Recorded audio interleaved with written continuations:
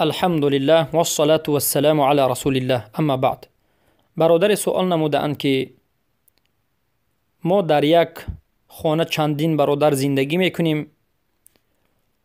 آیا نماز را تنها به تنها خواندنمان جایز است؟ هر یک کس علاهیده از همدیگر خواندنمان جایز است؟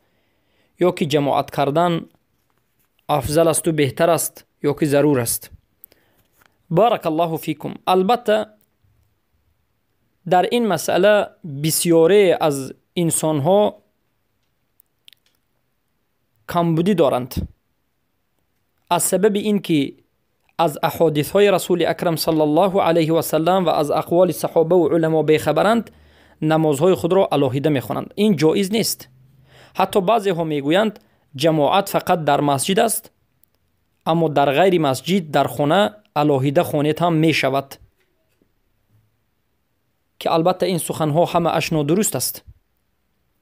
زیرا که ما حدیث صحیح از رسول اکرم صلی الله علیه و سلم داریم.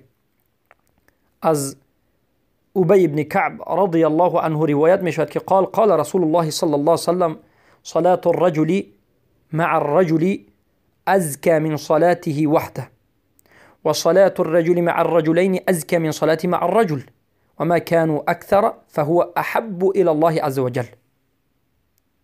روایت ابو داود و روایت نسائی در سنن ابو داود و در سنن نسائی نوشته است و شیخ البانی در روایتی که در سنن ابو داود است این را صحیح می‌دانند.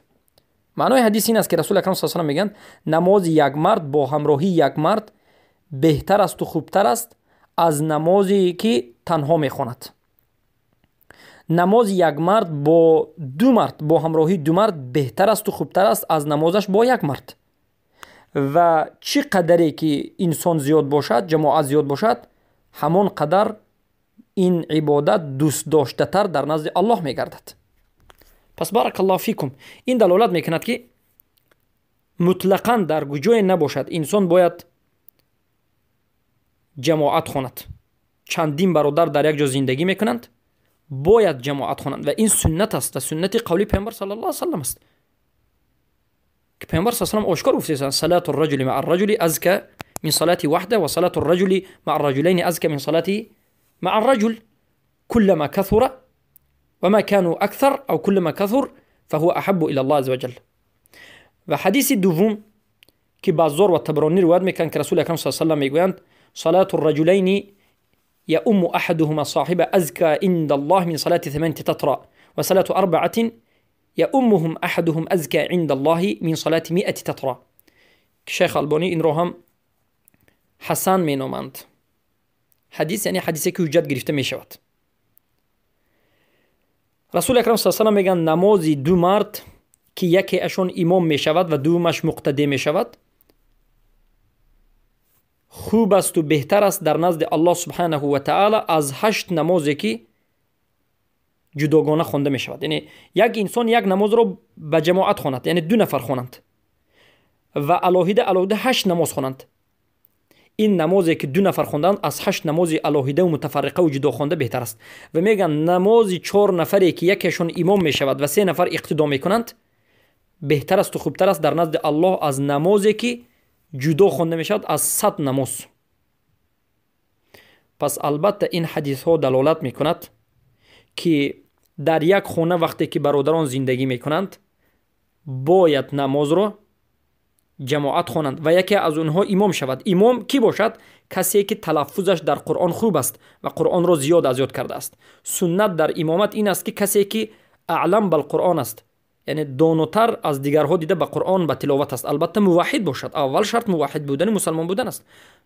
اما قرائتش خوب باشد و موحد نباشد، کمی قرائتی ضعیف باشد، موحد باید امام باشد. بارک الله فیکم. پس شیخ الاسلام ابن تیمیه در مجموعة الفتاوی میگن اجتماع الناس فی مسجد واحد افضل من تفریقهم فی مسجدین.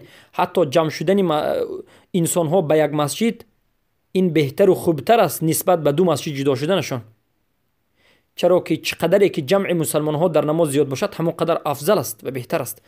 پس مختصرا میگویم که برادرانی که در یک خانه زندگی میکنند، خواهرانی که در یک خانه زندگی میکنند، اگر جماعت شوند و نماز را یکیشان امامتی کنند، این افضل است و خوبتر است و در نزد الله ازکا هست و طیب است و خوب است و این موافق سنت قولی رسول اکرم صلی الله علیه و سلم است.